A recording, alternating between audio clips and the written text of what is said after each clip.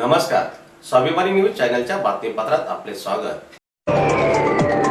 निमगुड येथील केळी उत्पादक शेतकऱ्यांच्या शेतातील अतिवृष्टीमुळे केळींचे झाले मोठ्या प्रमाणात नुकसान।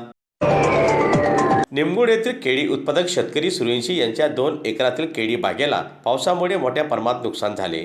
दरम्यान शेतात खतासह शेतीची मशागत, वेळेवर पाणीपुरवठा यासह केळी बागेसाठी लागणाऱ्या सर्व व्यवस्थितपणे करण्यात आले होते। त्यामुळे यावर्षी चांगल्या प्रकारे केळीचे उत्पादन आलेले होते। मात्र निसर्गाच्या अतिवृष्टीमुळे आणि व्यापाऱ्यांच्या उदासीनतेमुळे संपूर्ण श्रम मातेबल झाल्याचे केळी उत्पादक शेतकरी सूर्यवंशी हातबल झालेले दिसून आले। दरम्यान शासनाने आमच्यासारख्या शेतकऱ्यांकडे देखील लक्ष देण्याची गरज निर्माण झालेली आहे, अशी भावना केळी उत्पादक शेतकरी यांनी व्यक्त केली आहे। मी वसंत फकीरा पाटील, राहणार निमगुड।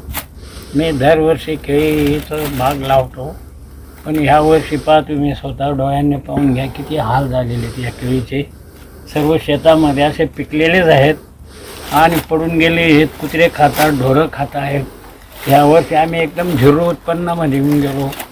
मटेरियल वापरलं, रासायनिक खते वापरले, पावडरी वापरल्यात।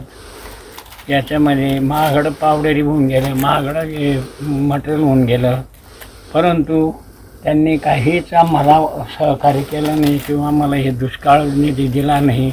पावसामुळे एवढं नुकसान गेले आणि मूळ गावाचं कपाशीला भाव नाही, केळीला भाव नाही, मक्याला भाव नाही। सर्व शेतकरी मरून गेले असं समजा तुम्ही, कारण झिरो होऊन गेले शेतकरी। त्यांना काहीतरी मदत द्यायला पाहिजे, पण तुम्ही कुणीच बा आमच्या शेतकऱ्यांचा वाली नाही आहे।